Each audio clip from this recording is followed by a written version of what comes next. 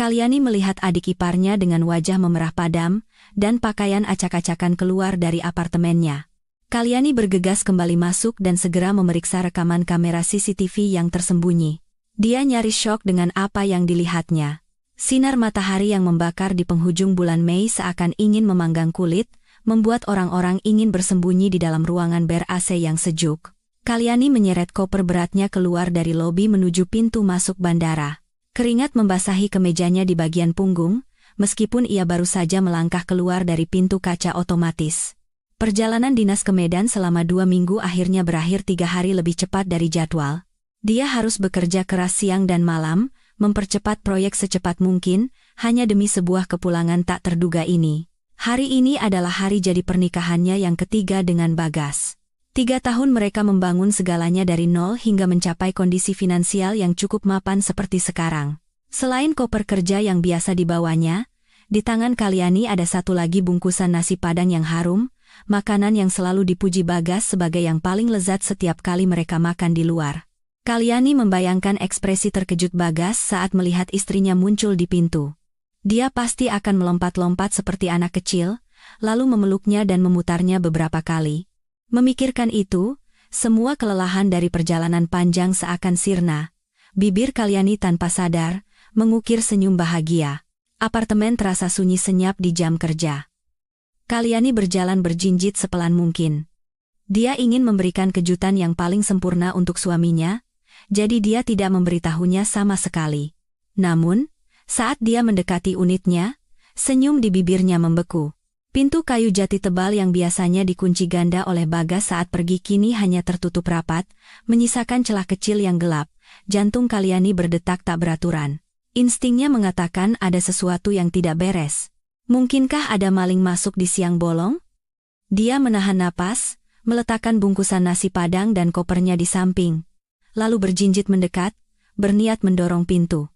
Tiba-tiba, pintu terbuka lebar. Sesosok tubuh melesat keluar, nyaris menabraknya. Kalyani terlonjak mundur beberapa langkah. Setelah menenangkan diri dan melihat lebih jelas, dia menyadari itu bukan maling, melainkan Rani, adik angkat Bagas kerabat jauh dari kampung yang selalu Bagas minta untuk ia sayangi seperti adiknya sendiri.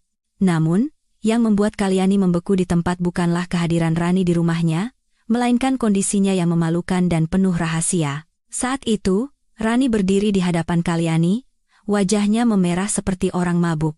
Keringat membasahi pelipisnya, napasnya terengah-engah dan putus-putus, dan di tubuhnya, dia hanya mengenakan sebuah kemeja abu-abu kebesaran. Itu adalah kemeja Bagas. Kemeja yang Kalyani setrika dan gantung di lemari pada pagi hari sebelum berangkat dinas. Kemeja itu terlalu besar untuk tubuh kurus Rani. Kancingnya terpasang salah dengan terburu-buru, memperlihatkan kulit putih di leher dan sebagian pahanya. Sepertinya dia tidak mengenakan apapun di baliknya. Kalyani berdiri kaku, matanya terbelalak menatap Rani. Rasanya seperti ada yang menyiramkan seember air es dari kepala hingga ke ujung kakinya. Tenggorokan Kalyani tercekat. Setelah beberapa saat, barulah dia bisa mengeluarkan beberapa kata dengan suara bergetar, "Rani, kenapa kamu di sini? Dan ada apa dengan penampilanmu ini?" Rani tampak sama paniknya saat melihat Kalyani. Dia tersentak kaget, kedua tangannya buru-buru menarik ujung kemeja untuk menutupi pahanya yang terekspos. Matanya bergerak gelisah, tidak berani menatap Kalyani. Setelah tergagap sejenak, dia berkata, Mbak Kalyani, kenapa pulang cepat? Tadi, aku bawain rendang buat Mas Bagas. Terus, kuahnya tumpah kena bajuku, jadi aku pinjam kemeja Mas sebentar. Kuah rendang tumpah? Kalyani bergumam, mengulangi jawaban yang tidak masuk akal itu. Matanya yang tajam menelusuri adik iparnya dari ujung kepala hingga ujung kaki. Kalau kuah tumpah, kenapa rambutnya berantakan seperti habis bergelut? Kenapa wajahnya memerah dan napasnya secepat itu? Dan yang paling penting, di mana pakaiannya yang lain sampai harus memakai kemeja suaminya dengan cara yang begitu menggoda tanpa celana? Melihat Kalyani diam, Rani semakin panik. Dia melangkah mundur ke arah lift, suaranya bergetar seolah mau menangis. Bajuku di kamar mandi, Mbak. Aku harus pergi sekarang. Ada urusan mendadak.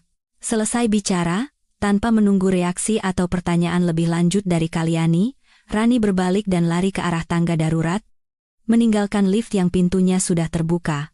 Tubuhnya perlahan menghilang di balik pintu besi yang berat, meninggalkan Kalyani sendirian di lorong yang kosong dengan bungkusan nasi padang yang mulai dingin di tangannya. Angin dari jendela koridor berembus kencang. Tetapi Kalyani justru merasakan hawa dingin menjalari tulang punggungnya. Dia menarik napas dalam-dalam, mencoba menenangkan jantungnya yang berdebar gila di dalam dada, lalu melangkah masuk ke dalam apartemen. Saat tiba di ruang tamu, pemandangan di hadapannya membuat perut Kalyani mual. Sofa kain berwarna krem yang selalu ia rawat dengan baik kini berantakan. Bantal-bantal sofa terlempar berserakan di lantai. Di atas meja kaca, ada 2 gelas yang isinya belum habis diminum. Dan yang lebih mengejutkan, Kalyani melihat noda aneh di karpet bulu di samping kaki sofa.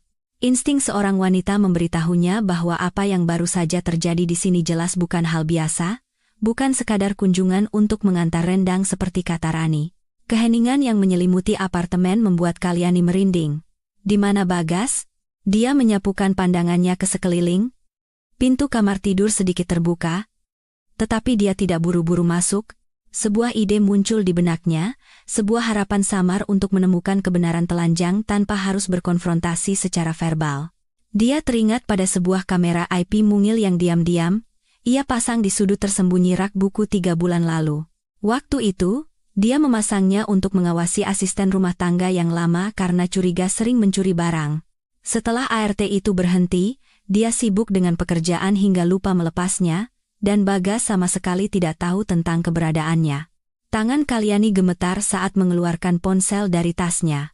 Jari-jarinya yang biasanya lincah terasa kaku, salah menekan kata sandi 2 kali sebelum berhasil membuka layar. Dia menahan napas, membuka aplikasi kamera CCTV. Jantungnya berdebar begitu kencang, seolah mau melompat keluar dari dada saat layar mulai memuat data. Dia menggeser lini masa mundur sekitar 2 jam. Saat itu adalah awal sore, waktu di mana seharusnya Bagas berada di kantor untuk rapat, menurut jadwal yang ia berikan. Gambar di layar ponsel begitu jernih dan kejam, menghancurkan ilusi keluarga bahagia yang selama ini ia pegang teguh. Bagas, suaminya yang teladan dan tampan, sedang duduk di sofa itu, dan di dalam pelukannya adalah Rani. Mereka tidak menjaga jarak selayaknya kerabat atau adik kakak angkat, melainkan berpelukan erat seperti sepasang kekasih. Gestur mereka begitu intim dan mesra hingga Kalyani harus menutup mulutnya untuk menahan isak tangis yang nyaris meledak. Dia melihat Rani menyandarkan wajahnya dengan manja di dada Bagas. Tangan Rani membelai wajah suaminya dengan lihai, sementara Bagas menikmati semua itu dengan ekspresi puas yang belum pernah Kalyani lihat sebelumnya. Kalyani menaikkan volume suara. Tawa cekikikan dari ponsel terdengar di tengah ruangan yang kosong, bagai pisau tajam yang mengiris hatinya. Rani mendongak menatap Bagas. Suaranya manja. "Mas, kapan sih Mas mau bicara terus terang sama perempuan itu? Aku capek harus sembunyi-sembunyi begini terus. Pura-pura jadi adik yang manis di depan istri tuamu itu. Aku lelah sekali." Bagas tertawa kecil. Tangannya membelai rambut Rani. Suaranya penuh kelicikan dan dingin. "Kenapa buru-buru? Sayang, ikan besarnya sudah di piring. Kalau sekarang dibuat ribut, rencana besar kita bisa gagal total. Mas tunggu sampai bisa menarik modal 20 miliar rupiah dari perusahaannya, dan proses balik nama apartemen ini selesai. Baru setelah itu kita pikirkan langkah selanjutnya." Kalyani membeku, seluruh tubuhnya mati rasa karena syok. Ternyata, semua kata-kata manis, cinta, dan perhatian yang Bagas berikan selama ini hanyalah topeng sempurna untuk sebuah rencana jahat. Dia tidak hanya mengkhianatinya secara fisik, menginjak-injak cinta dan kepercayaannya, tetapi juga bersekongkol dengan selingkuhannya, untuk merampas seluruh hartanya, uang yang ia kumpulkan dengan keringat dan kerja keras. Di dalam video, Rani cemberut dengan nada meremehkan. "Mbak itu bodoh sekali, ya? Dia pikir aku adiknya Mas, jadi dia baik sekali sama aku. Makanan enak dibagi, barang bagus dibelikan. Tapi Mas juga jahat sekali, dia kan cinta mati sama Mas." Bagas tertawa keras, tawa yang membuat Kalyani muak hingga ke tulang. "Cinta? Zaman sekarang? Uang yang paling penting? Dik?" Kalau dia cinta sama Mas, dia harus berkorban demi Mas. Tunggu sampai Mas ambil kembali semua yang seharusnya jadi milik Mas, nanti Mas tendang dia dari hidup kita. Sekarang kamu bersikap baik saja, ya. Nanti malam Mas kasih hadiah. Kalyani melepaskan ponselnya, nyaris jatuh ke lantai. Air mata tidak bisa keluar karena rasa sakit ini sudah melampaui batas emosional. Rasa sakit itu berubah menjadi sebongkah es dingin yang membekukan hatinya. Dia menatap pria di video itu, pria yang pernah berbagi ranjang dengannya, yang pernah ia percayai sepenuhnya, kini telah menunjukkan wujud aslinya sebagai penipu, iblis berkedok pengusaha terpelajar. Pintu kamar tidur terbuka. Suara langkah kaki yang familiar terdengar di lantai, membuat tulang punggung Kalyani merinding. Dia buru-buru mematikan layar ponsel, memasukkannya ke dalam tas, dan mencoba menormalkan detak jantungnya yang menggila. Bagas keluar dengan pakaian santai yang rapi. Wajahnya menunjukkan sedikit kebingungan saat melihat Kalyani berdiri di tengah ruang tamu. Tapi hanya sesaat, wajah tampannya yang biasa segera kembali terpasang dengan sempurna. Dia berjalan cepat ke arah Kalyani, merentangkan tangannya seolah ingin memeluk istrinya yang baru pulang. Sayang, kapan kamu pulang? Kenapa tidak bilang biar Mas jemput? Mas kangen sekali. Kalyani mundur secara refleks, menghindari pelukan yang dulu selalu ia dambakan. Tatapan matanya kini menyembunyikan rasa jijik dan keterasingan yang tak bisa ditutupi. Bagas berhenti, kedua tangannya menggantung di udara. Senyum di bibirnya membeku sejenak, lalu berubah menjadi ekspresi khawatir yang dibuat-buat. Kalyani menatap matanya, mencoba menahan rasa mual yang hendak keluar dari tenggorokannya. Suaranya terdengar dingin dan bergetar. Kenapa Rani pakai kemejamu lari keluar dari apartemen kita? Kenapa sofa ada noda ini? Dan kenapa apartemen ini bau parfum aneh yang begitu menyengat? Bagas tertegun sejenak. Matanya melirik ke sofa yang berantakan, lalu kembali menatap Kalyani. Wajahnya berubah dari kaget menjadi seolah menuduh. Seakan Kalyani yang tidak masuk akal. Dia mengerutkan kening, nada suaranya penuh dengan perasaan terzalimi. Kamu curiga lagi, ya, sayang? Rani itu ceroboh, kuah rendangnya tumpah kena badannya. Mas sebagai kakaknya, masa tega membiarkan dia kepanasan tanpa kasih baju ganti? Kamu itu terlalu keras bekerja sampai stres. Jangan biarkan cemburu buta merusak keharmonisan keluarga kita. Dia berbicara dengan lancar tanpa jeda. Sikapnya begitu tenang seolah-olah jika Kalyani tidak melihat video itu dengan mata kepalanya sendiri, dia pasti akan percaya bahwa dirinya memang sedang cemburu buta. Dia menatap pria yang pernah sangat ia cintai, pria yang telah ia korbankan masa muda dan hartanya untuk membangun karier bersama, kini berdiri di hadapannya, memainkan peran sebagai suami yang teraniaya. Kata-kata Bagas di video tadi masih terngiang di telinganya bagai kutukan. Tunggu sampai Mas bisa menarik modal 20 miliar rupiah dari perusahaannya, dan proses balik nama apartemen ini selesai. Baru setelah itu Mas tendang dia dari hidup kita. 20 miliar rupiah dan apartemen ini. Itulah semua yang Kalyani miliki, hasil keringatnya dan bantuan orang tuanya di kampung yang menjual tanah untuk mengirimkan uang. Jika sekarang dia mengamuk dan membongkar kedok Bagas, tentu pria itu akan waspada dan segera mencari cara untuk memindahkan aset-asetnya.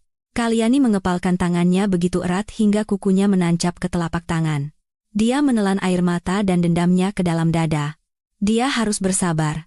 Kejam terhadap musuh saat ini adalah belas kasihan untuk dirinya sendiri di kemudian hari. Kalyani menarik napas dalam-dalam, memaksakan seulas senyum kaku. Nada suaranya melembut karena lelah. Mungkin aku memang terlalu lelah. Perjalanan panjang ini membuatku capek. Maaf. Ya, melihatnya mengalah, Bagas menghela napas lega. Dia mendekat, meletakkan tangannya di bahu Kalyani, membelainya lembut. Nah, kan? Mas sudah tahu. Istirahat saja. Ya, biar Mas yang bereskan rumah. Rani memang ceroboh sekali. Malam itu, Kalyani berbaring di samping suami yang telah menemaninya selama 3 tahun, tetapi merasa lebih kesepian dan kedinginan dari sebelumnya. Dengkuran teratur Bagas terdengar di sebelahnya, bagai ejekan yang menyakitkan. Dia tidur nyenyak setelah menyelesaikan drama kasih sayang keluarga, sementara Kalyani menatap langit-langit kamar yang gelap dengan mata terbuka lebar. Dia diam-diam mengambil ponsel dari bawah bantal, menyalin video itu ke 3 penyimpanan berbeda dan mengirim salinan terenkripsi ke email rahasia yang jarang ia gunakan. Pertarungan ini bukan lagi sekadar perebutan suami, melainkan pertarungan untuk melindungi martabat dan hartanya dari mereka yang ingin menghisap darahnya hingga kering. Keesokan paginya, Kalyani bangun lebih awal, mencoba bersikap senormal mungkin agar Bagas tidak curiga. Bagas masih menunjukkan perhatian seperti biasa, mencium keningnya sebelum berangkat kerja dan mengatakan bahwa hari ini ada banyak pekerjaan di kantor sehingga akan pulang malam.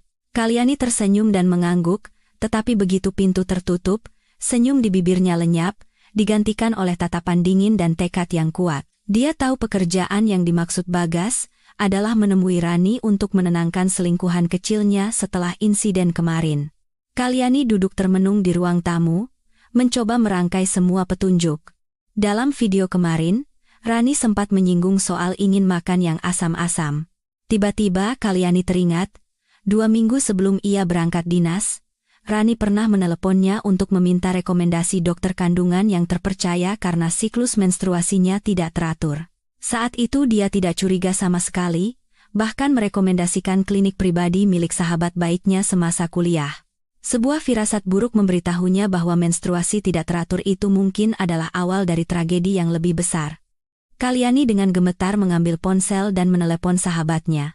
Setelah berbasa-basi sebentar, dia memberanikan diri bertanya, "Sei, Rani, adik iparku, jadi periksa di klinikmu tidak?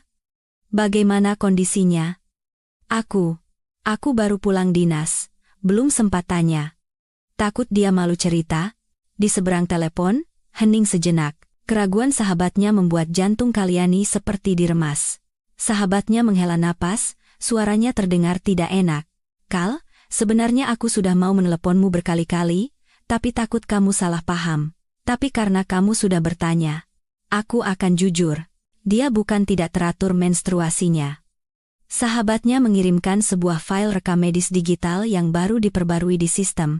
Kalyani membukanya. Yang muncul di hadapannya adalah hasil USG hitam putih dengan gambar janin yang meringkuk jelas. Kesimpulan dokter bagai vonis mati bagi pernikahannya, janin berusia 12 minggu, perkembangan normal. Tetapi yang membuat Kalyani nyaris menjatuhkan ponselnya adalah informasi wali yang tertera. Di kolom nama suami, penanggung jawab, nama Bagas tertulis di sana dengan dingin dan kejam. Kalyani terduduk lemas di lantai yang dingin, merasa seolah seluruh udara di ruangan itu tersedot habis. 12 minggu. 3 bulan. Rani sudah hamil 3 bulan, itu artinya, hubungan terlarang ini sudah berlangsung sangat lama, tepat di bawah hidungnya. Sementara dia banting tulang bekerja untuk menafkahi keluarga ini, Bagas tidak hanya selingkuh, dia juga membangun keluarga lain, anak lain, padahal, Bagas selalu berkata padanya, "Kita masih muda, bangun karier dulu sampai stabil, baru punya anak." Ternyata, bukan dia tidak mau punya anak, tapi dia tidak mau punya anak dengannya. Pengkhianatan ini tidak berhenti di level fisik atau emosional, tapi sudah menjadi ikatan darah, sebuah rencana penggantian yang sempurna. Rani, si adik angkat yang lugu dan lemah yang sering Kalyani belikan baju dan lipstik, ternyata adalah serigala berbulu domba yang menggerogoti kebahagiaannya sedikit demi sedikit. Kalyani menatap gambar USG itu, air mata mengalir di pipinya.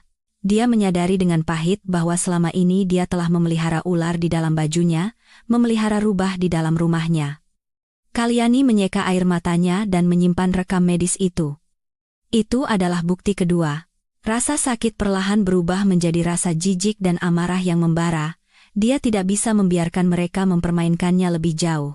Dia ingin tahu lebih banyak tentang adiknya ini, tentang hubungan mereka yang sebenarnya. Karena dia tidak percaya seorang kerabat jauh bisa tidur dengan kakak angkatnya tanpa rasa malu seperti ini. Kalyani mengangkat telepon dan menghubungi kakaknya, Satrio, satu-satunya orang yang bisa ia percayai saat ini. Suaranya terdengar tegas, "Mas Satrio, tolong bantu aku cari detektif. Aku perlu menyelidiki latar belakang Bagas dan Rani secepatnya."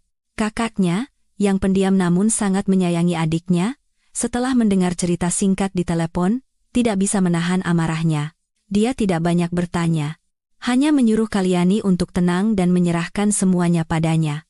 Malam itu juga, dia merekomendasikan sebuah kantor detektif swasta yang terpercaya. Kalyani bertemu dengan detektif itu di sebuah kafe terpencil, menyerahkan semua informasi yang ia miliki tentang Rani dan kampung halaman Bagas, dengan satu permintaan sederhana namun mendesak. Dia ingin tahu siapa mereka sebenarnya. 3 hari penantian terasa seperti 3 abad. Dia masih harus tinggal serumah dengan Bagas, masih harus melihat wajah munafiknya setiap pagi dan sore. Belakangan ini, Bagas sering pulang malam dengan alasan bertemu klien atau rapat mendadak, tapi Kalyani tahu betul dia sedang menemani Rani yang sedang hamil. Dia memainkan peran sebagai istri yang sibuk dengan pekerjaan, sering mengaku lembur untuk menghindari bertemu suaminya, menghindari tatapan jijik di matanya membongkar segalanya. Hingga pada sore hari ketiga, detektif itu menemuinya dan kakaknya untuk menyerahkan hasil penyelidikan. Kalyani memegang map tebal itu dengan tangan gemetar, membuka laporan mendetail beserta foto-foto lama yang dipindai. Apa yang ia baca membuat tulang punggungnya merinding, rasa dingin menjalar dari kepala hingga ke ujung kaki. Ternyata, selama ini dia hidup dalam sebuah sandiwara yang dirancang dengan sangat rapi. Bukan selama 3 tahun, tapi bahkan sebelum mereka menikah, laporan itu menyatakan dengan jelas. Bagas dan Rani berasal dari desa yang sama. Rumah mereka hanya berjarak 2 gang. Mereka tidak memiliki hubungan darah, sama sekali bukan kerabat. Fakta yang lebih mengejutkan adalah, mereka adalah sepasang kekasih sejak SMA, cinta monyet yang terkenal seantero desa. Namun, keluarga Bagas miskin dan terlilit utang judi ayahnya. Keluarga Rani pun tidak lebih baik. Ibu mertuanya, Bu Sumiati, wanita yang selama ini ia hormati dan panggil ibu, yang selalu berkata menantu perempuan adalah anak sendiri, adalah sutradara hebat dari sandiwara ini. Dia melihat keluarga Kalyani di kota berada, dan orang tua Kalyani sangat menyayangi putri mereka. Maka, dia merencanakan agar Rani secara resmi diangkat anak olehnya, mengubah panggilan dari kekasih menjadi adik angkat, kerabat jauh, agar Bagas bisa mendekati Kalyani dengan lebih mudah.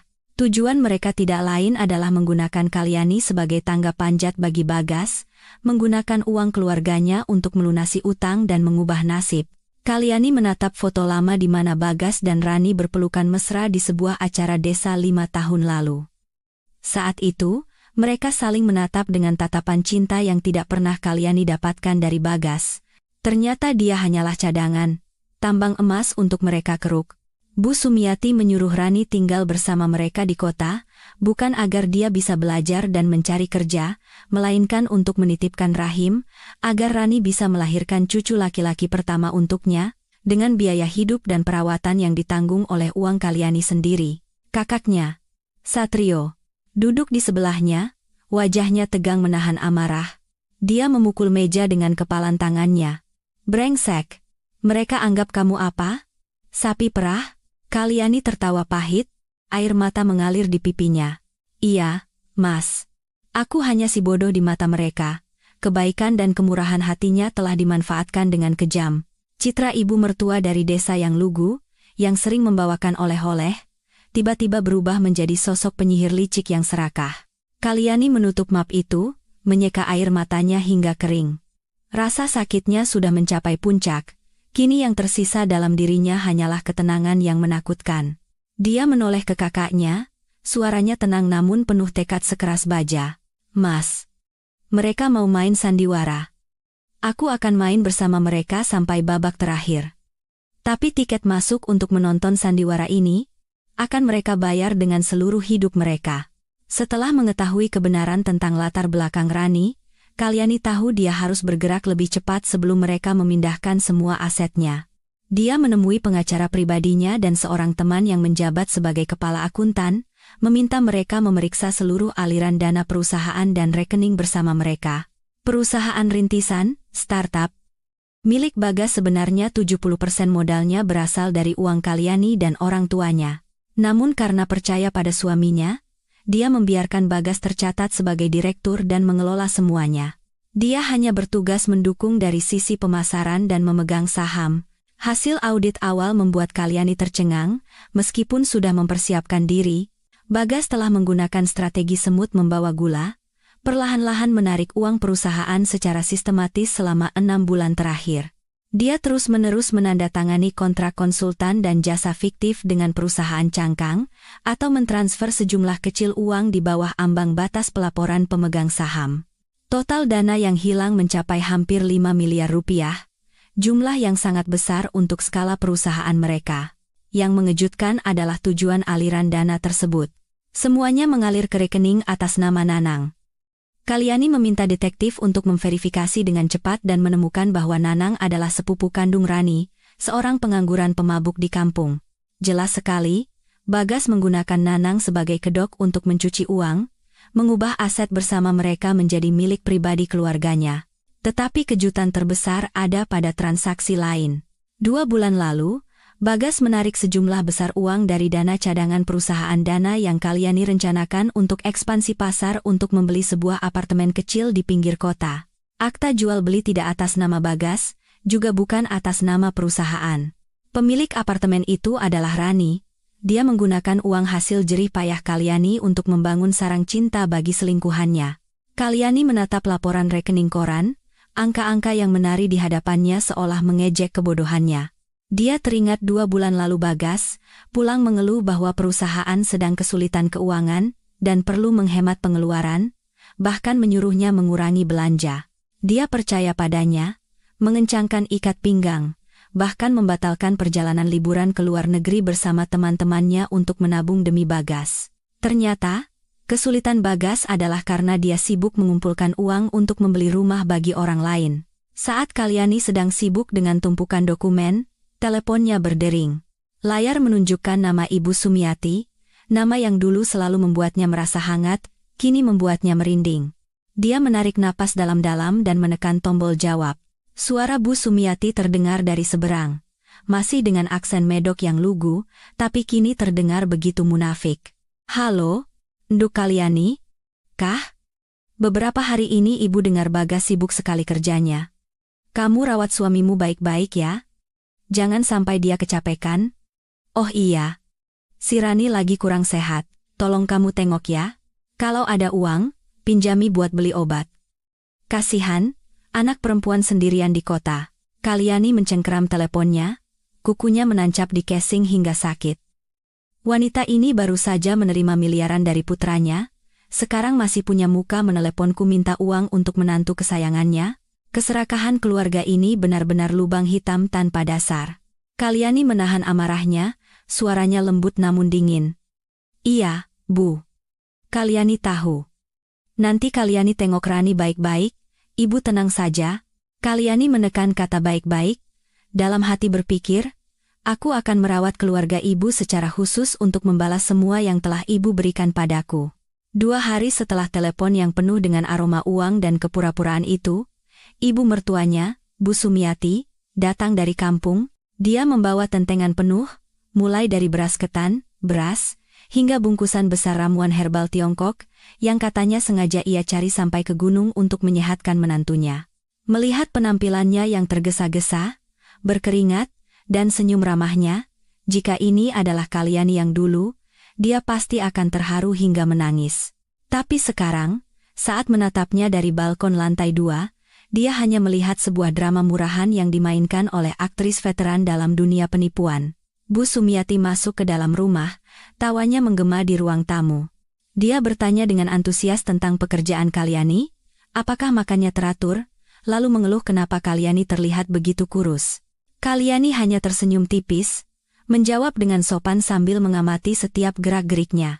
Mata Bu Sumiati menyapu seisi rumah dengan cepat, seolah mencari sesuatu, lalu berhenti di pintu kamar Rani dengan tatapan khawatir yang tidak disembunyikan.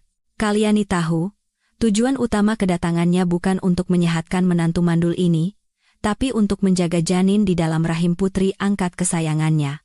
Makan malam itu, Bu Sumiati sibuk di dapur sepanjang sore, merebus ayam dengan ramuan herbal dalam panci besar. Aroma ginseng dan angko bercampur dengan aroma gurih ayam menyebar ke seluruh rumah. Saat makan, dia menyajikan semangkuk besar sup, tapi alih-alih meletakkannya di depan Kalyani atau Bagas, dia meletakkannya dengan rapi di depan Rani. Melihat tatapan Kalyani, Bu Sumiati buru-buru membela diri, suaranya penuh simpati. Rani lagi kurang sehat, badannya pucat sekali. Ibu masakan sup ini buat dia biar ada tenaga. Kamu, Nduk, makan semur sama tumis kangkung saja dulu ya.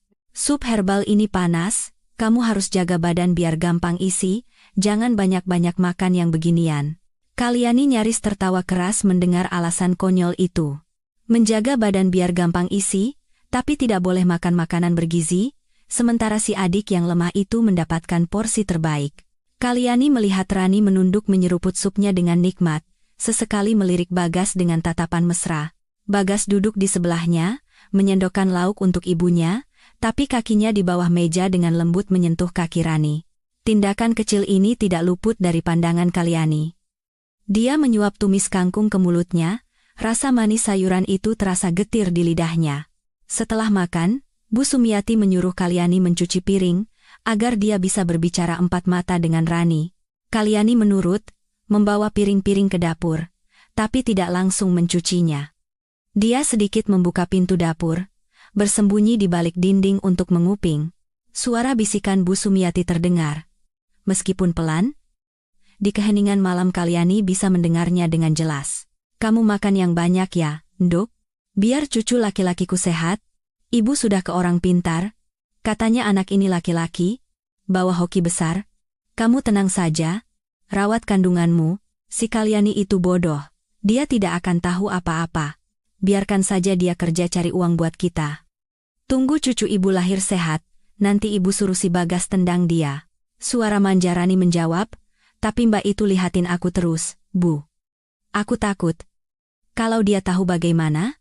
Bu Sumiati tertawa kecil, suaranya sinis, sangat berbeda dengan keramahannya tadi. Takut apa? Rumah ini uang anak ibu yang cari. Ya jelas punya dia. Si Kalyani itu cuma mesin uang sementara, perempuan mandul memang pantas dibuang. Kamu dengar ibu, ya. Jaga kandunganmu baik-baik, semuanya sudah ibu dan Bagas atur.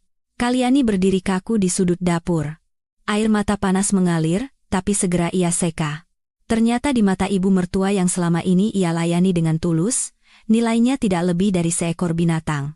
Wanita itu tidak hanya bersekongkol dengan perselingkuhan putranya, tetapi juga memandangnya sebagai alat, tambang untuk dikeruk habis oleh keluarganya.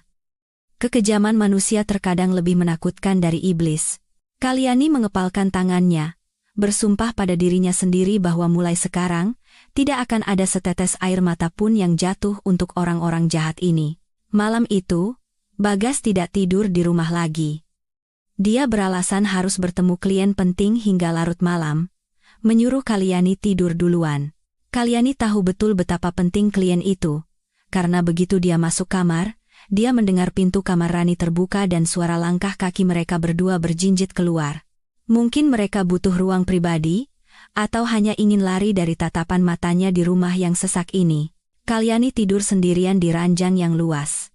Jam menunjukkan tengah malam, ponsel di meja samping tempat tidur bergetar, layarnya menyala dalam gelap, menandakan pesan baru dari nomor tak dikenal. Instingnya mengatakan ini bukan pesan spam. Dia mengambil ponselnya, dan apa yang muncul di hadapannya adalah sebuah foto yang membuat darahnya mendidih. Di dalam foto, Bagas sedang tertidur pulas, wajahnya tersenyum santai, dadanya telanjang. Tapi yang menjadi sorotan adalah tangan seorang wanita yang berada di dadanya, jari-jari berkutek merah terang itu membelai kulitnya, disertai pesan singkat yang provokatif, katanya tidur di sebelahmu membosankan, seperti memeluk kayu. Biarkan dia bersama kebahagiaan sejatinya. Kalyani langsung mengenali tangan itu. Jari lentik dengan tahi lalat kecil di jari manis. Itu tangan Rani. Dia tidak hanya merebut suaminya, tapi juga tak tahu malu mengirim foto dari ranjang mereka untuk menantangnya. Rani ingin dia mengamuk, agar Bagas punya alasan untuk menceraikannya. Ini adalah strategi psikologis yang keji. Amarah meledak di dada Kalyani. Dia ingin membanting ponsel ke dinding, ingin berteriak. Tapi bayangan Bu Sumiati berbisik di dapur dan rencana Bagas di video kembali muncul, mengingatkannya untuk tetap tenang. Jika dia mengamuk sekarang, dia akan kalah telak. Kalyani menarik napas dalam-dalam. Jari-jarinya gemetar saat menekan layar, bukan untuk menghapus pesan atau menelepon balik, tapi untuk mengambil tangkapan layar dan menyimpannya. Dia menyimpannya di folder tersembunyi dengan nama bukti selingkuh, lalu mematikan ponsel dan meletakkannya kembali, Dia berbaring.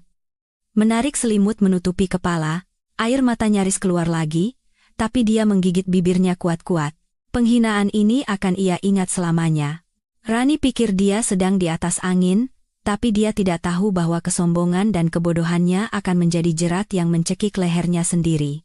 Setelah malam provokasi itu, Kalyani tahu dia tidak bisa lagi hanya menunggu dan mengumpulkan bukti secara pasif. Mereka sedang mempercepat langkah untuk menyingkirkannya. Jadi, dia harus memiliki strateginya sendiri. Dia memutuskan untuk menggunakan taktik senjata makan tuan, menyerang keserakahan Bagas yang tak terbatas. Dia menghabiskan pagi itu menyusun serangkaian perjanjian pinjaman palsu, yang di luarnya tampak seperti dokumen penerimaan investasi, namun di dalamnya terselip klausul yang mengikat pertanggungjawaban finansial pribadi Bagas dengan kuat. Malam itu, dia menyiapkan makan malam istimewa dengan makanan favorit Bagas dan sebotol anggur merah. Saat Bagas pulang dan melihatnya tampak bahagia, dia terlihat heran dan waspada. Namun, aroma makanan yang lezat dan sikap manis Kalyani membuatnya lengah. Di tengah makan malam, Kalyani berpura-pura menghela napas panjang, wajahnya cemas. Bagas pun bertanya, "Kenapa? Sayang, ada masalah di kantor?" Kalyani meletakkan sumpitnya, menatap Bagas dengan mata berkaca-kaca. "Mas, tadi orang tua telepon. Mereka bilang baru saja menjual tanah warisan di kampung, dapat uang 3 miliar rupiah. Mereka mau kirimkan ke kita untuk ekspansi perusahaan." Tapi, Kalyani menghentikan kalimatnya, melirik ekspresi Bagas. Tentu saja, mendengar angka 3 miliar rupiah, mata Bagas berbinar. Dia mencondongkan tubuhnya. "Tapi apa, sayang? Itu kan bagus sekali. Tapi ayah dan ibu bilang bisnis sekarang susah. Mereka ingin ada ikatan yang jelas. Aku juga berencana menarik semua tabungan pribadiku, dan menjual emas kawin kita untuk digabungkan, biar Mas bisa pakai untuk modal. Aku hanya takut kita tidak sanggup, nanti kalau rugi kasihan orang tua," kata Kalyani dengan nada polos dan penuh pengorbanan. Mendengar Kalyani akan mempertaruhkan seluruh harta pribadinya, Bagas sangat gembira. Dia buru-buru memegang tangan Kalyani. "Oh, istriku yang baik. Kenapa khawatir sejauh itu? Dengan modal dari orang tuamu dan darimu, Mas jamin perusahaan kita akan terbang. Kamu tenang saja. Besok Mas akan suruh ibu bawa Rani pulang kampung, biar kita punya waktu berdua dan kamu tidak banyak pikiran." Janji akan mengusir Rani terdengar begitu manis, tapi Kalyani tahu itu hanya ilusi. Kalyani mengangguk, berpura-pura terharu. "Iya, Mas, aku percaya. Kalau begitu besok aku minta ayah transfer uangnya. Tapi, orang tuaku itu teliti sekali. Mereka mau Mas menandatangani surat pengakuan utang dan komitmen penggunaan dana ini, sebagai formalitas saja biar mereka tenang. Mas mau, kan, Bagas?" Yang sudah dibutakan oleh bayangan 3 miliar rupiah dan tabungan Kalyani, tidak curiga sama sekali. Dia tertawa santai. "Tentu saja, cuma formalitas, gampang. Apapun yang orang tuamu minta, Mas turuti, asal modalnya ada." Kalyani mengeluarkan map dokumen yang telah ia siapkan, yang berisi surat pengakuan utang pribadi kepada orang tuanya dan surat pernyataan pertanggungjawaban finansial tanpa batas atas utang perusahaan. Bagas mengambil pulpen dan menandatanganinya dengan cepat, tanpa membaca detail tulisan kecil di bagian bawah tulisan yang akan mengubahnya menjadi debitur raksasa saat semuanya terbongkar. Memegang dokumen dengan tanda tangan basah Bagas, Kalyani merasa lega. Bagas mengira baru saja mendapatkan durian runtuh, padahal dia baru saja menandatangani vonis mati untuk asetnya sendiri. Perangkap telah tertutup. Setelah mendapatkan surat pengakuan utang itu, Kalyani tahu inilah saatnya untuk membongkar segalanya. Dia tidak tahan lagi berpura-pura menjadi istri bodoh. Rasa jijik sudah mencapai puncaknya. Dia memutuskan untuk mengakhiri semuanya pada makan malam hari itu juga, makan malam di mana ia diam-diam mengundang kakaknya, Satrio, dan pengacaranya, Pak Wijaya, sebagai tamu penting untuk konsultasi investasi, padahal sebenarnya untuk menjadi saksi dan pelindungnya. Makan malam berlangsung dalam suasana yang canggung namun penuh ketegangan. Bagas dan Rani yang katanya akan dipulangkan tapi masih duduk di sana terlihat sangat gembira. Mereka terus menyajikan makanan untuk Satrio dan Pak Wijaya, sambil berceloteh tentang proyek-proyek impian mereka. Bu Sumiati juga duduk tertawa-tawa, sesekali menyindir Kalyani soal anak. Tapi hari ini, Kalyani tidak lagi menunduk diam. Dia duduk tegak, matanya menyapu wajah-wajah munafik itu dengan senyum misterius. Ketika semua sudah selesai makan, Bagas mulai membahas soal transfer dana investasi. Mas Satrio, kira-kira kapan ayah dan ibu akan transfer uangnya? Saya sudah tidak sabar mau mulai proyek, nih. Satrio meletakkan sendoknya, menatap lurus ke mata Bagas, suaranya dingin, uangnya pasti ada. Tapi bukan untuk investasi buatmu, melainkan untuk biaya hidup adikku setelah dia keluar dari sarang iblis ini. Bagas terperangah, senyumnya lenyap. Mas ngomong apa? Sarang iblis apa? Tiba-tiba, Kalyani sengaja menjatuhkan ponsel di tangannya ke meja kaca. Terdengar bunyi klik, dan rekaman suara yang sudah ia atur sebelumnya otomatis menyala dengan volume paling keras.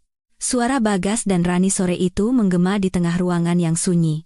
Tunggu sampai Mas bisa menarik modal 20 miliar rupiah, nanti Mas tendang dia dari hidup kita. Si Kalyani itu bodoh. Wajah Bagas berubah dari merah menjadi pucat pasi, lalu ungu. Dia melompat ke arah ponsel, mencoba mematikannya. Matikan. Kamu gila ya? Tapi Satrio lebih cepat. Dia merebut ponsel itu, dan berdiri menghalangi Bagas. Tubuhnya yang tinggi tegap bagai benteng. Pak Wijaya dengan tenang mengeluarkan kamera video kecil, merekam semua kejadian. Rani ketakutan, bersembunyi di belakang Bu Sumiati, wajahnya pucat. Bu Sumiati ternganga, mangkuk sup di tangannya jatuh dan pecah berkeping-keping. Kalyani berdiri, menatap tajam ke arah Bagas, suaranya tegas dan berkuasa, menanggalkan semua kepasrahan yang ia tunjukkan selama ini. Kaget, Mas? Kamu pikir aku benar-benar bodoh? Aku tahu semuanya. Dari pelukanmu dengan adik angkatmu ini, sampai anak di dalam perutnya, dan rencana penggelapan dana perusahaanmu itu, dasar bajingan. Bagas menatap Kalyani, matanya memerah. Kepanikan bercampur amarah membuatnya tampak menyedihkan. Dia menunjuk wajah Kalyani, berteriak, Kau berani menjebakku? Kalyani tertawa keras, tawanya menggema. Menjebak? Dibandingkan dengan apa yang keluargamu lakukan padaku, ini hadiah kecil. Sandiwara sudah berakhir, Bagas, saatnya kalian semua membayar keserakahan dan kejahatan kalian. Ruang tamu yang pernah menjadi saksi kebahagiaan mereka kini terasa sesak seperti liang lahat. Topeng pria terpelajar Bagas telah terlepas, menyisakan sosok pria rendah, egois, dan serakah hingga ke tulang. Dia tidak bisa lagi mempertahankan ketenangannya, melainkan menunjukkan sisi beringasnya. Bagas mengamuk, menyapu piring dan mangkuk di meja hingga jatuh berantakan. Suara pecahan keramik membuat Rani menjerit dan terduduk di belakang sofa sambil memegangi perutnya. Dia menunjuk wajah Kalyani, suaranya penuh kebencian. Kamu pikir kamu siapa? Punya uang sedikit lalu bisa merendahkan keluargaku? Ya, aku selingkuh, aku punya anak dengan orang lain. Tapi pernah kamu tanya dirimu sendiri kenapa aku begitu? Itu semua karena kamu. Kalyani menatapnya, rasa sakit telah hilang. Berganti menjadi rasa jijik, Bagas terus berteriak. Setiap katanya bagai belati beracun. Lihat dirimu. Siang malam kerja, pulang dengan muka masam, badanmu kering kerontang. 4 tahun menikah, kamu tidak bisa memberiku satu anak pun. Kamu mau membuat keluargaku punah tanpa keturunan? Rani tidak sepertimu, dia lembut, pengertian, dan yang terpenting, dia memberiku kesempatan menjadi seorang ayah, sesuatu yang tidak akan pernah bisa kamu berikan. Tuduhan kejam itu membuat Kalyani tertawa getir. Ternyata, semua pengorbanannya, malam-malam tanpa tidur demi melunasi utang keluarganya, semua itu sia-sia di matanya. Nilainya hanya diukur dari kemampuannya melahirkan anak. Mas bicara bagus sekali, jawab Kalyani tenang, suaranya dingin. Lalu selingkuh, menipu, menggelapkan uang perusahaan, itu caramu membalas istri yang membangun segalanya bersamamu dari nol? Mas menyalahkanku tidak bisa punya anak, tapi apa Mas pernah mau kuajak periksa ke dokter? Atau Mas terlalu sibuk memindahkan uang untuk membangun sarang baru? Bagas terdiam sejenak, lalu tertawa sinis, senyumnya tampak mengerikan. Dia mendekati Kalyani, mengabaikan hadangan Satrio. Jangan bawa-bawa uang. Rumah ini, perusahaan ini, meskipun modalmu lebih besar, tapi kerja keras dan koneksi bisnis itu dariku. Tanpa aku, kamu mau apa dengan tumpukan uang itu? Kalau mau cerai, aset harus dibagi dua. Rumah ini juga ada hakku. Jangan harap bisa mengusirku dengan tangan kosong.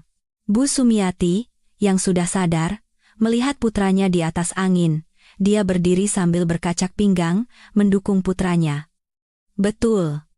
Anakku sudah kerja keras bertahun-tahun, rumah ini haknya juga. Kamu sebagai istri tidak bisa menjaga suami, itu salahmu. Sekarang mau merampas hasil jerih payahnya? Dasar perempuan tidak tahu diri, mandul, jangan harap bisa menghancurkan kebahagiaan orang lain. Kalyani menatap ibu dan anak itu, orang-orang yang pernah ia anggap keluarga, kini menunjukkan wujud aslinya sebagai perampok tak tahu malu. Tapi mereka salah, Kalyani hari ini bukan lagi menantu yang lemah. Satrio, yang sedari tadi diam agar pengacara bisa merekam semua tingkah laku mereka, kini melangkah maju. Tangannya menekan bahu Kalyani, suaranya berat dan berwibawa, cukup. Kalian mau bagi harta? Silakan. Kita bertemu di pengadilan. Sekarang, saya minta kalian keluar dari rumah adik saya. Kalau tidak, saya panggil polisi atas tuduhan membuat keributan dan masuk tanpa izin. Kata-kata Satrio bagai air dingin yang menyiram mereka. Bagas tahu posisinya lemah secara hukum. Dia menggeram, menatap Kalyani dengan tatapan penuh dendam. Hebat kamu, kita lihat saja nanti. Ibu, Rani, kita pergi. Setelah ketiga orang itu pergi mengemasi barang, Kalyani berdiri di tengah ruang tamu yang berantakan, hatinya terasa hancur berkeping-keping. Tapi anehnya, tidak ada rasa sakit seperti hari pertama ia tahu kebenarannya. Yang ada hanyalah kehampaan dan kelegaan, seolah tumor ganas yang menggerogoti tubuhnya akhirnya diangkat. Satrio menepuk bahunya. Kamu hebat, Kal. Sekarang, kemasi barang-barangmu yang paling penting. Kita pulang ke rumah ayah dan ibu. Jangan tinggal di tempat kotor ini sedetik pun lagi. Kalyani menurut, masuk ke kamar tidur utama. Dia tidak membawa banyak barang, hanya dokumen penting, beberapa potong pakaian, dan kenang-kenangan pribadi. Dia meninggalkan semua barang pasangan, termasuk foto pernikahan mereka yang tergantung di dinding. Dia ingin membuang semuanya agar saat melangkah keluar, dia menjadi pribadi yang baru. Saat dia menyeret kopernya keluar, Bagas, Bu Sumiati, dan Rani juga keluar dengan susah payah membawa tas-tas besar. Rani menempel pada Bagas, tangannya terus memegangi perutnya seolah itu adalah jimat keberuntungan. Matanya melirik Kalyani dengan takut sekaligus puas. Mungkin dia berpikir, setidaknya dia mendapatkan Bagas. Kalyani berhenti di depan mereka, menatap mata Rani. Suaranya tenang namun tajam. Kamu tidak perlu sembunyi-sembunyi lagi, Rani. Nikmati saja kebahagiaan singkatmu ini, karena yang kamu rebut dariku bukanlah berkah, tapi karma. Semoga kamu bisa menjaga pria ini baik-baik, karena orang yang mengkhianati istrinya sendiri, suatu hari juga akan mengkhianati selingkuhannya. Wajah Rani memucat. Bagas hendak memaki, tapi melihat Satrio berdiri tegap di sebelahnya, dia menelan amarahnya. Dia mendengus dingin, lalu menarik tangan Rani dan ibunya menuju lift. Bayangan mereka perlahan menghilang, membawa serta semua kotoran dan kepalsuan dari hidup Kalyani. Kalyani melangkah keluar dari gedung apartemen, menghirup udara malam dalam-dalam. Jalanan mulai sepi. Kalyani menatap langit malam yang gelap tanpa bintang, tapi di hatinya, secercah harapan mulai tumbuh. Kakaknya mengantarnya pulang ke rumah orang tua. Di dalam mobil, dia menyadari sudah terlalu lama mengabaikan keluarga sejatinya demi mengejar ilusi. Pertarungan hukum di depan mata akan panjang dan sulit, tapi dia tidak takut lagi, karena dia tidak sendirian. Setibanya di rumah orang tuanya, Kalyani merasa seperti burung tersesat yang kembali ke sarang. Ibunya, Bu Arini, tidak banyak bertanya atau menyalahkan. Dia hanya membuatkan bubur ayam hangat dan menyiapkan tempat tidur untuknya. Keheningan yang penuh pengertian itu membuat air mata yang ditahannya selama ini akhirnya pecah. Kalyani memeluk ibunya, menangis terseduh-seduh seperti anak kecil. Keesokan paginya, telepon berdering. Nomor Bu Sumiati. Kalyani ragu sejenak, lalu memutuskan untuk menjawabnya, menyalakan pengeras suara. Begitu tersambung, suara melengking Bu Sumiati terdengar. Kalyani, kamu di mana? Hebat ya kamu, berani mengusir kami tengah malam. Masih punya hati nurani kamu, hah? Wanita itu tidak punya rasa bersalah sedikit pun, malah memainkan peran sebagai korban. Kalyani menarik napas dalam-dalam, menjaga suaranya tetap tenang. Pagi? Bu, saya tidak mengusir siapa-siapa.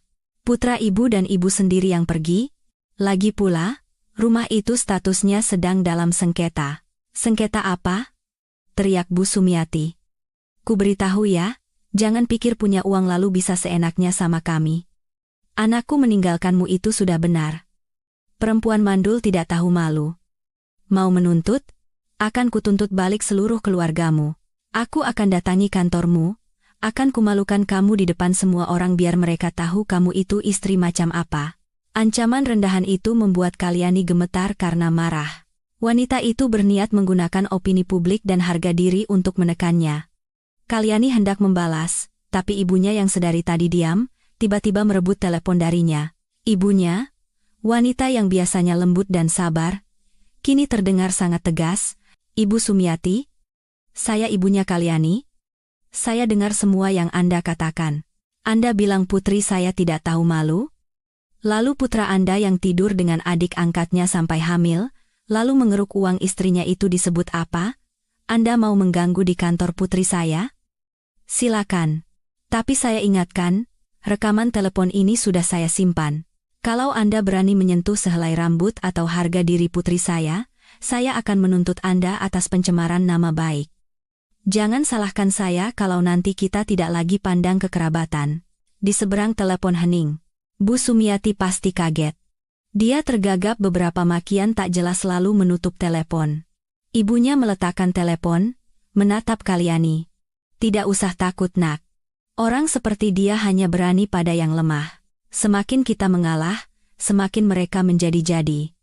Mulai sekarang, ada ibu di sini, tidak ada yang boleh menyakitimu lagi. Kalyani menatap ibunya, rasa terima kasih membanjiri hatinya. Benar. Anak rusak karena ibu, cucu rusak karena nenek. Kebejatan Bagas dan Rani didukung oleh pembelaan buta dan keserakahan Bu Sumiati. Tapi Kalyani lebih beruntung. Dia punya ibu yang hebat sebagai sandaran di tengah badai ini. Beberapa hari berikutnya, Kalyani tidak membiarkan dirinya tenggelam dalam kesedihan. Dia bekerja sama dengan pengacara dan detektif untuk menyusun berkas gugatan. Pertarungan ini tidak hanya butuh alasan, tapi juga angka-angka yang berbicara dan bukti yang tak terbantahkan. Pengacaranya, Pak Wijaya, sangat berpengalaman. Mereka menelusuri aliran dana yang digelapkan Bagas, laporan rekening koran dibeberkan, setiap transaksi diperiksa. Mereka menemukan transfer rutin dari rekening Bagas ke rekening Nanang, sepupu Rani, dengan keterangan samar. Segera setelah uang masuk, uang itu akan ditarik tunai atau ditransfer ke rekening atas nama Bu Sumiati. Ini adalah pola pencucian uang yang jelas. Tapi bukti paling kuat adalah dokumen jual beli apartemen atas nama Rani. Detektif menemukan agen properti yang mengurus transaksi itu. Setelah melihat foto Bagas dan Rani, agen itu langsung mengonfirmasi. Iya, Pak. Mereka berdua datang lihat unit. Si pria bilang ini calon istrinya, sayang sekali sama dia, beli rumah untuk menyambut anak pertama mereka. Bayarnya tunai, ditransfer dari beberapa rekening katanya untuk kejutan. Kesaksian ini lebih berharga dari emas. Ini tidak hanya membuktikan hubungan mereka, tapi juga membuktikan sumber dana pembelian rumah berasal dari Bagas. Pak Wijaya tersenyum puas. Dengan bukti ini, ditambah surat pengakuan utang 3 miliar yang cerdasnya kamu buat dia tanda tangani, kita pasti menang. Dia tidak hanya akan keluar dengan tangan kosong, tapi juga menanggung utang besar. Kalyani menatap kepingan puzzle yang perlahan lengkap. Pengkhianatan Bagas bukanlah sesaat, melainkan rencana jangka panjang yang detail dan kejam. Namun, Pak Wijaya mengingatkannya satu hal penting. Kalyani, untuk memastikan 100%, kita butuh dokumen asli sertifikat apartemen dan polis asuransi jiwa yang kamu bilang disimpan Bagas. Kalau dia menghancurkannya, akan sangat merepotkan. Peringatan itu menyadarkan Kalyani. Benar. Sertifikat apartemen mereka dan polis asuransi bernilai tinggi masih ada di brankas rahasia di ruang kerja. Dia harus kembali ke sana. Keputusan kembali ke apartemen lama bukanlah tindakan gegabah, melainkan langkah penting dalam pertaruhan ini. Kalyani memilih siang hari di tengah minggu, waktu di mana seharusnya Bagas sibuk di kantor. Kakaknya, Satrio, mengantarnya dan menunggu di seberang jalan. "Kamu yakin bisa sendiri? Atau Mas temani?" tanya Satrio cemas. Kalyani menggeleng, mencoba tersenyum. "Aku punya kunci sendiri, Mas. Cuma ambil barang sebentar. Kalau ada apa-apa, aku telepon. Kalau 5 menit aku tidak turun, Mas susul." "Ya." Kalyani berjalan cepat melewati lobi. Lift membawanya ke lantai 12. Di depan pintu yang familiar, tangannya gemetar saat memasukkan kunci. Untungnya, kunci itu masih berfungsi. Bagas pasti meremehkannya. Dia mendorong pintu perlahan, masuk ke dalam apartemen yang gelap dan berbau apek. Pakaian berserakan, kotak makanan sisa di mana-mana. Jelas sejak dia pergi, Rani tidak pernah bersih-bersih. Kalyani berjinjit menuju ruang kerja. Dia mendorong deretan buku tebal, memperlihatkan brankas kecil di dinding. Tangannya gemetar saat memasukkan kombinasi tanggal ulang tahun ibunya. Brankas terbuka. Dia bergegas mengambil map berisi sertifikat dan polis. Semua masih utuh. Tapi saat tangannya menyentuh dasar brankas, jarinya mengenai benda keras. Kalyani menariknya keluar. Sebuah buku harian bersampul kulit hitam yang sudah usang. Kalyani membukanya. Tulisan tangan Bagas yang ia kenal muncul di hadapannya. Tanggalnya membuatnya terperangah. 1 bulan sebelum Bagas mulai mendekatinya. Hari ini, bulan, tahun. Ibu bilang si Kalyani dari kota. Keluarganya baru jual tanah dapat uang banyak. Kalau aku bisa pacari dia, uangnya bisa dipakai buat bayar utang judi bapak. Anaknya kelihatannya lugu, gampang dibodohi. Setiap baris bagai pisau tumpul yang menggores hatinya. Ternyata pertemuan takdir mereka, semuanya adalah sandiwara. Dia terus membalik halaman. Hari ini, bulan, tahun, dia terima lamaranku, nangis terharu. Perempuan memang suka kata-kata manis. Ibu suruh cepat nikah, biar uangnya bisa ditarik buat modal. Si Rani di kampung nangis terus, harus dibujuk kalau aku nikah sama si Kalyani cuma karena uang. Tunggu bulu bebek gendut ini habis kucabuti, nanti aku jemput dia. Air mata Kalyani menetes di atas kertas. Ternyata, di mata pria yang ia puja, dia hanyalah bebek gendut yang harus dicabuti bulunya. Dia membalik ke halaman terakhir. Perusahaan mulai untung, tapi si Kalyani ini pelit sekali, susah ditarik uangnya. Ibu suruh cari akal, bilang saja dia mandul biar tertekan. Rani juga sudah tidak sabar mau ke kota, harus mulai pelan-pelan pindahkan aset ke Nanang, lalu beli rumah buat Rani. Hidup sama istri tua ini bikin muak. Kalyani menutup buku harian itu, memasukkannya ke dalam tas. Jantungnya berdebar kencang. Ini bukan lagi sekadar bukti selingkuh, ini adalah bukti kejahatan penipuan dan penggelapan terencana. Dengan buku ini, dia tidak hanya bisa membuat Bagas keluar dengan tangan kosong, tapi juga bisa mengirimnya ke penjara. Dia berdiri, berniat segera pergi. Tiba-tiba, terdengar suara kunci dari pintu depan. Pintu terbuka. Kalyani membeku. Seharusnya Bagas ada di kantor. Terdengar suara sepatu hak tinggi dan nyanyian pelan seorang wanita. Itu Rani. Kalyani panik mencari tempat sembunyi, tapi ruang kerja itu terlalu kecil. Sebelum dia sempat bereaksi, pintu ruang kerja didorong terbuka. Rani muncul di hadapannya, masih mengunyah buah di mulutnya. Mata mereka bertemu. Udara seakan berhenti. Rani terbelalak, lalu matanya jatuh ke tas Kalyani yang terbuka, memperlihatkan sudut map merah dan buku harian hitam yang familiar. Hening sejenak. Rani yang pertama bereaksi. Dia melempar kantong buahnya. Menerjang Kalyani seperti kucing liar. Maling. Berani kamu kembali mencuri barang Mas Bagas? Kembalikan buku itu. Dia menarik tali tas Kalyani, terjadi perebutan sengit. Meskipun Kalyani lebih kurus, dendam memberinya kekuatan. Lepaskan. Ini hartaku. Bukti kejahatan kalian. Kamu sudah tahu isinya kan? Kamu tidak akan kubiarkan membawanya pergi. Kamu mau menghancurkan Mas Bagas? Akan kubunuh kamu. Teriak Rani. Wajahnya memerah karena marah. Kukunya yang panjang mencakar tangan Kalyani. Kalyani mencoba mendorongnya, berusaha tidak mencederai bayi di perutnya. Tapi Rani tidak peduli. Dia menggunakan perutnya sebagai tameng, mendorong Kalyani hingga menabrak dinding. "Tolong! Maling! Ada yang mau merampok!" teriaknya, mencoba menarik perhatian tetangga. Saat Kalyani terdesak, sesosok bayangan tinggi besar menerobos masuk. Itu Satrio. Dia mendengar jeritan dan langsung berlari naik. Satrio menarik pergelangan tangan Rani, mendorongnya hingga jatuh ke sofa. "Apa yang kamu lakukan? Berani sekali kamu menyakiti adikku." Rani langsung menangis histeris. "Aduh, dia menyakiti orang hamil. Mas Bagas, tolong, istri lamamu mau membunuh anak kita." Saat itu juga, Bagas berlari masuk, terengah-engah. Melihat pemandangan kacau itu, tanpa bertanya dia langsung melayangkan tinju ke arah Satrio. "Brengsek! Berani kau sakiti istri dan anakku." Tapi Satrio, yang fisiknya jauh lebih kuat, dengan mudah menepisnya, dia menunjuk wajah Bagas. "Buka matamu, lihat siapa yang menyakiti siapa. Adikku datang mengambil barangnya. Selingkuhanmu ini yang menyerangnya duluan." Bagas melihat luka cakar di tangan Kalyani, lalu matanya tertuju pada buku harian hitam yang menyembul dari tas.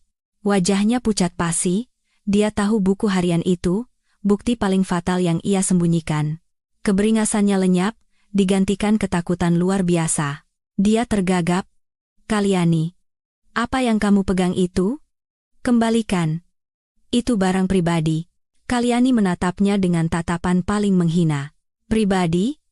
Sangat pribadi sampai Mas mencatat detail rencana menipu istrimu sendiri selama 4 tahun? Sudah selesai, Bagas. Buku harian ini akan jadi tiket sekali jalan untukmu ke penjara. Ayo, Mas Satrio, kita pergi."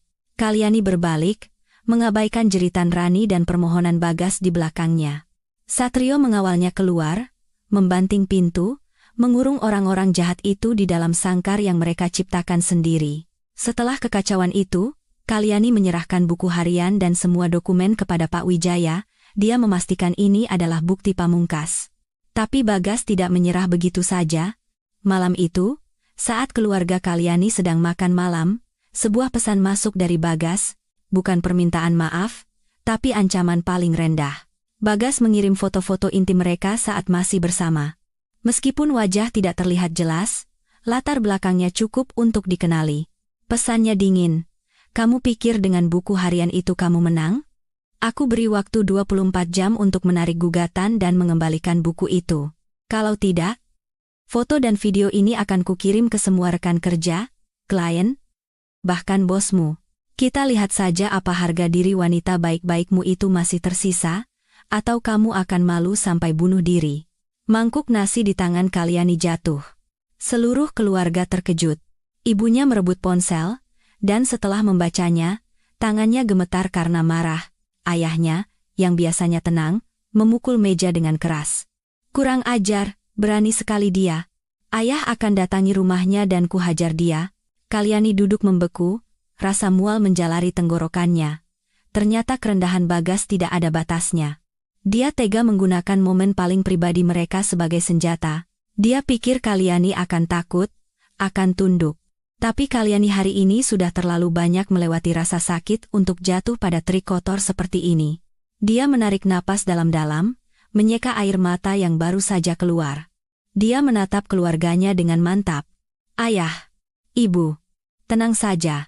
Dia melakukan ini justru karena dia ketakutan. Aku tidak akan berkompromi." Kalyani meneruskan semua pesan ancaman dan foto itu kepada Pak Wijaya dan seorang teman di kepolisian siber. Dia membalas pesan Bagas, singkat namun menusuk, "Silakan kirim. Tapi ingat, menyebarkan konten pornografi dan melakukan pemerasan akan menambah hukuman penjara Mas bertahun-tahun." Pesan ini sudah kuteruskan ke polisi. Semoga berhasil. Setelah mengirim pesan itu, dia mematikan ponselnya. Hatinya tenang secara aneh. Dia sudah mencapai titik kekecewaan tertinggi pada pria itu. Sekarang, tidak ada lagi yang bisa menyakitinya. Pesan ancaman dari Bagas adalah paku terakhir di peti mati hubungan mereka.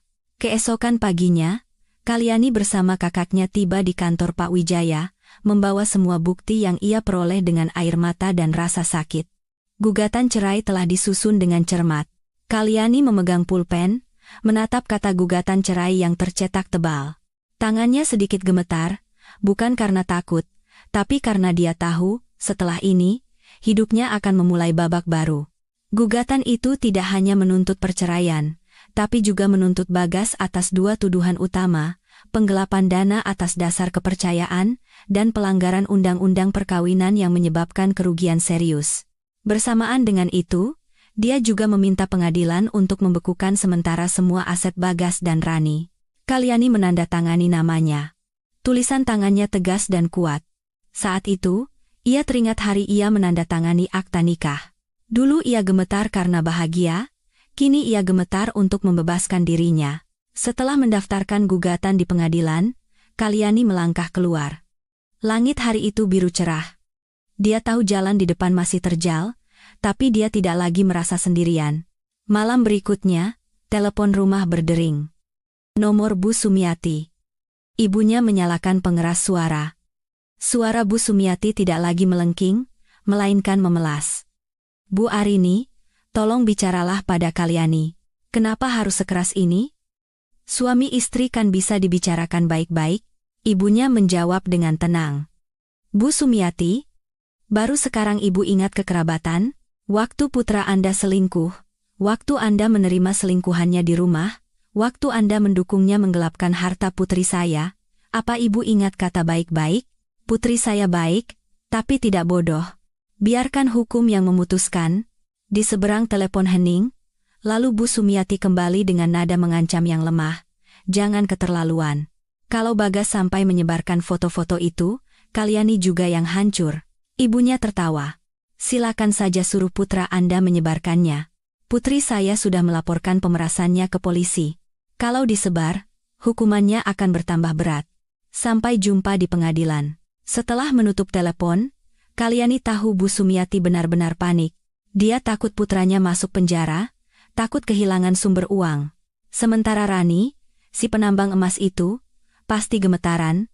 Jika Bagas kehilangan segalanya, sandarannya akan runtuh. Bayi di dalam perutnya yang dulu menjadi senjata, kini bisa menjadi beban. Perpecahan mulai terlihat di aliansi iblis itu. Pada hari sidang pertama, hujan turun deras. Kalyani mengenakan setelan hitam yang elegan, tampak percaya diri. Di sebelahnya ada orang tua dan kakaknya. Bagas sudah datang lebih dulu, duduk di kursi terdakwa, tampak kuyu dan jauh lebih tua. Bu Sumiati duduk menyusut di belakang. Rani tidak datang, dengan alasan sakit. Sidang dimulai. Bagas, dengan arahan pengacaranya, memainkan peran sebagai korban. Dia bilang perusahaan merugi, uang yang ia transfer adalah untuk membayar utang rentenir, bukan penggelapan. Dia menyangkal hubungannya dengan Rani, dan mengatakan kehamilan Rani adalah kecelakaan dengan pacarnya di kampung yang ia tolong karena kasihan. Dia bahkan menuduh Kalyani paranoid dan posesif karena tekanan belum punya anak. Mendengar kebohongan tak tahu malu itu, Kalyani harus mencengkeram meja agar tidak berteriak. Dia tega menggunakan isu anak untuk merendahkannya di depan pengadilan. Ketika giliran pihak Kalyani, Pak Wijaya berdiri dengan tenang. Dia memegang sebuah map tebal dan USB kecil. Yang mulia, pihak tergugat telah menceritakan sebuah kisah yang sangat menyentuh. Sayangnya, itu semua bertentangan dengan fakta. Untuk membuktikan kebohongan sistematis dari tergugat, saya izin menyajikan bukti-bukti berikut. Pertama, layar besar di ruang sidang menyala, memutar video CCTV dari ruang tamu Kalyani. Rekaman Bagas dan Rani berpelukan mesra, beserta percakapan rencana penggelapan mereka menggema dengan jelas. Wajah Bagas pucat pasi. Kedua, Pak Wijaya menunjukkan hasil tes DNA yang membuktikan 99,99% bahwa Bagas adalah ayah biologis dari anak yang dikandung Rani. Kebohongan Bagas terbongkar telak, dan serangan pamungkas, Pak Wijaya mengeluarkan buku harian bersampul kulit hitam. Dan ini, Yang Mulia, adalah bukti terpenting. Buku harian yang ditulis tangan oleh tergugat sendiri, mencatat secara detail rencana penipuan dan penggelapan harta klien saya, bahkan sejak sebelum mereka menikah.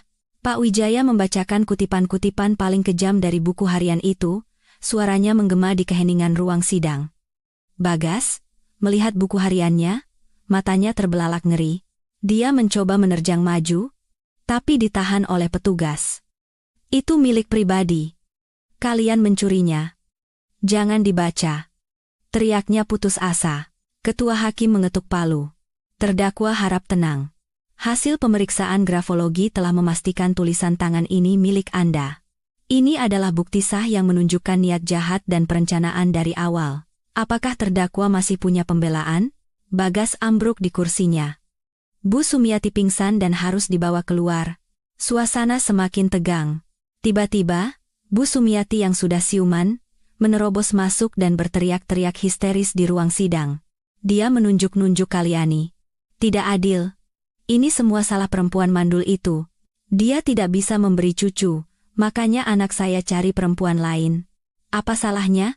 Dia tidak tahu berterima kasih, malah memenjarakan suaminya sendiri. Perempuan jahat. Seluruh isi ruang sidang tercengang melihat tingkah laku wanita tua itu. Dia sama sekali tidak sadar putranya telah berbuat kriminal, malah terus menyalahkan Kalyani soal anak. Tindakannya itu justru semakin memberatkan posisi Bagas. Setelah jeda singkat, majelis hakim kembali. Ketua hakim berdiri, membacakan putusan. Berdasarkan bukti-bukti yang ada, pengadilan memutuskan. 1. Mengabulkan gugatan cerai dari penggugat, Saudari Kalyani. 2. Mengenai harta bersama, tergugat, Saudara Bagas, terbukti bersalah penuh dalam merusak perkawinan dan melakukan penggelapan aset. Seluruh dana sebesar 5 miliar rupiah, beserta apartemen dan mobil yang dibeli dengan uang penggugat, harus dikembalikan sepenuhnya kepada Saudari Kalyani. Bagas terduduk lemas, bahunya bergetar. Tapi putusan belum selesai. 3. Mengenai pertanggungjawaban pidana. Terdakwa, Saudara Bagas, terbukti secara sah dan meyakinkan melakukan tindak pidana penggelapan dalam jabatan dengan nilai yang sangat besar dan terencana. Menjatuhkan hukuman penjara selama 3 tahun, palu diketuk. Keadilan telah ditegakkan. Bagas diborgol. Dia menoleh ke arah Kalyani untuk terakhir kalinya, matanya penuh penyesalan dan ketakutan. Tapi semuanya sudah terlambat. Kalyani melangkah keluar dari gedung pengadilan. Hujan telah reda, sinar matahari sore menembus awan. Dia menghirup udara segar kebebasan. Meskipun putusan sudah jatuh, Rani masih menolak pindah dari apartemen kecil itu, dengan alasan sedang hamil dan butuh istirahat. Kesabaran Kalyani habis. Dia mengajukan permohonan eksekusi paksa. Pagi itu, Kalyani datang bersama juru sita. Setelah pintu didobrak, Rani muncul dengan penampilan kacau. Melihat Kalyani, dia langsung menjatuhkan diri di lantai, berteriak-teriak, "Tolong! Istri tua suamiku datang merebut rumah, mengusir orang hamil. Di mana hati nurani kalian?" Tetangga mulai keluar melihat keributan. Kalyani menatap drama murahan itu tanpa simpati. Dia melangkah maju. "Hentikan sandiwaramu, Rani. Pengadilan sudah memutuskan. Rumah ini didapat secara ilegal. Kamu mau pergi sendiri, atau diseret keluar?" Juru sita juga memperingatkannya. Sadar tidak bisa lagi berbuat apa-apa, Rani bangkit dengan susah payah, menatap Kalyani dengan penuh kebencian, lalu mulai mengemasi barang-barangnya seadanya. Mobilnya di parkiran juga disegel dan diderek. Dia kehilangan segalanya. Setelah diusir, Rani tidak punya tempat tujuan. Dia tidak berani pulang kampung karena hamil tanpa suami. Akhirnya dia mendatangi Bu Sumiati, yang kini tinggal di sebuah kontrakan petak kumuh setelah rumahnya di kampung disita untuk membayar utang judi suaminya. Bu Sumiati tidak lagi menganggap Rani menantu kesayangan. Di matanya, Rani adalah biang keladi yang membuat putranya dipenjara dan keluarganya hancur. "Buat apa kamu kesini? Pergi sana!" teriaknya sambil melempar barang-barang Rani keluar. Rani menangis, berlutut memohon. "Bu, aku hamil cucu laki-laki ibu. Aku mau tinggal di mana?" Akhirnya, Bu Sumiati mengizinkannya tinggal. Bukan karena kasihan, tapi karena masih berharap pada cucu laki-lakinya. Tapi hidup mereka di kontrakan sempit itu bagai neraka. Mereka terus bertengkar. Bu Sumiati memaksa Rani yang hamil besar untuk ikut memulung dan mencuci piring. Suatu hari, Kalyani kebetulan lewat pasar dan melihat seorang wanita hamil sedang duduk di tumpukan sampah, memunguti botol plastik. Meskipun wajahnya tertutup masker, Kalyani tahu itu Rani. Rani melihat mobil Kalyani lewat, matanya terkejut, lalu cepat-cepat menunduk menyembunyikan wajahnya yang memalukan. Kalyani tidak berhenti, hukuman terbesar untuk Rani bukanlah cemoohan, tapi kenyataan pahit yang sedang ia jalani. Suatu sore, telepon Kalyani berdering. Nomor tak dikenal. Itu suara Bu Sumiati, terdengar lelah dan putus asa. Kalyani, nak, ibu tahu ibu tidak punya hak meneleponmu. Tapi ibu sudah susah sekali, rumah sudah dijual, uang sudah dikembalikan padamu. Sekarang ibu harus cuci piring, tapi masih tidak cukup untuk bayar kontrakan, tolonglah ibu, nak. Kalyani berdiri diam menatap hujan di luar jendela, hatinya tidak merasa iba sedikit pun. Bu Sumiati, hubungan kita sudah berakhir sejak hari ibu menghina saya di pengadilan. Uang yang ibu kembalikan itu memang milik saya. Ibu masih sehat, masih bisa bekerja, itu cara ibu menebus dosa. Saya bukan lembaga amal, dan saya tidak punya kewajiban menafkahi orang yang sengaja menyakiti saya. Di seberang telepon hening, lalu terdengar isakan. Ibu tahu. Ibu salah. Telepon pun ditutup. 3 bulan setelah putusan, Kalyani menerima surat dari penjara. Tulisan tangan Bagas yang gemetar. Di dalamnya, Bagas menuliskan penyesalan yang mendalam. Dia sadar betapa berharganya Kalyani setelah kehilangan segalanya. Sejak dia masuk penjara, Rani tidak pernah sekalipun menjenguknya. Hanya ibunya yang tua renta sesekali datang membawa makanan seadanya. Dia meminta maaf dan berharap Kalyani hidup bahagia. Kalyani melipat surat itu dan menyimpannya. Dia tidak akan membalasnya. Keheningan adalah jawaban terbaik. Dia tidak lagi membencinya, hanya menganggapnya orang asing yang pernah singgah dalam hidupnya, meninggalkan pelajaran yang mahal. Setelah mendapatkan kembali semua uang dan asetnya, Kalyani memutuskan untuk merombak total apartemennya. Dia mengecat ulang dengan warna cerah, mengganti semua perabotan, menghapus setiap jejak Bagas. Barang-barang lama ia sumbangkan. Rumah itu kini terasa terang dan penuh kehidupan, mencerminkan kepribadiannya sebagai wanita mandiri. Karirnya di perusahaan juga melesat. Tanpa beban masalah rumah tangga, dia bisa fokus sepenuhnya. Atasan melihat potensi dan kerja kerasnya, dan mempromosikannya menjadi direktur pemasaran. Di hari pelantikannya, dia menerima buket bunga dan tepuk tangan meriah, senyumnya tulus dan penuh percaya diri. Dia sadar, wanita paling cantik adalah saat mereka mandiri dan mencintai diri mereka sendiri. 6 bulan berlalu. Kehidupan Kalyani kembali tenang. Suatu sore di akhir pekan, dia duduk di kafe langganannya. Dia kini aktif di sebuah yayasan amal, membantu anak-anak kurang mampu. Di sana, dia bertemu Ardi, seorang insinyur sipil yang berjiwa seniman. Ardi tahu masa lalunya, tapi tidak pernah menghakimi. Dia hanya hadir di sisinya dengan tenang, berbagi cerita lucu, dan perlahan menyembuhkan hatinya yang pernah terluka. Hari itu, Ardi menemuinya di kafe, membawa sebuah pot sukulen kecil. "Untukmu," katanya sambil tersenyum. "Tanaman ini sangat kuat. Meskipun di tanah kering atau berbatu, dia tetap bisa tumbuh dengan baik. Sama sepertimu, Kalyani." Kalyani menatap tanaman itu, lalu menatap mata Ardi. Dia merasakan kehangatan yang tulus, yang sudah lama tidak ia rasakan. Dia tersenyum. Badai telah berlalu, dan di ujung cakrawala, matahari baru telah terbit untuknya.